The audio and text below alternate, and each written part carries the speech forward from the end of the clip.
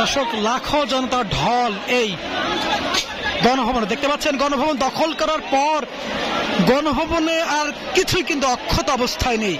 যে যা পাচ্ছে সবকিছু কিন্তু তারা নিয়ে যাচ্ছে। দেখতে পাচ্ছেন অসংখ্য মানুষের ঢল নেমেছে এবং সেই ঢলে যা যা দেখা যাচ্ছে সেই চিত্র কিন্তু আমরা দেখতে পাচ্ছি। দর্শক, এখানে এত মানুষ হয়েছে যে মানুষের যাওয়ার মতো জায়গা নেই, মানুষ যে হাঁটবে সেই হাঁটার মতো জায়গা নেই। দেখতে পাচ্ছেন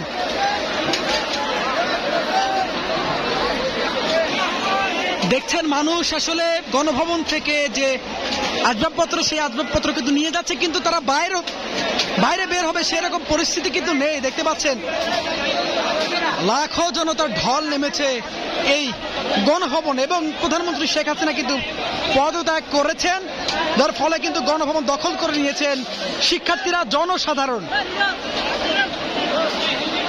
এবং কি পরিস্থিতি হয়েছে দেখতে পাচ্ছেন।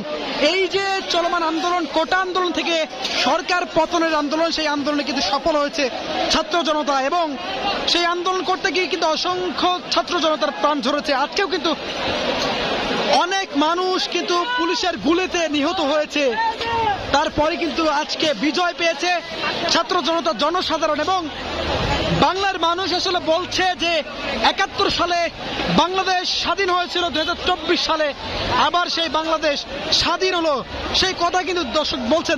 দেখতে পাচ্ছেন লাখো জনতার ঢল নেমেছে এই গণভবনে এবং গণভবন থেকে যে যা কিছু পাচ্ছে সবকিছু কিন্তু নিয়ে যাচ্ছে। দর্শক দেখতে পাচ্ছেন একটি গাছও কিন্তু এখানে অক্ষত অবস্থায় নেই, গাছও কিন্তু নিয়ে যাচ্ছে।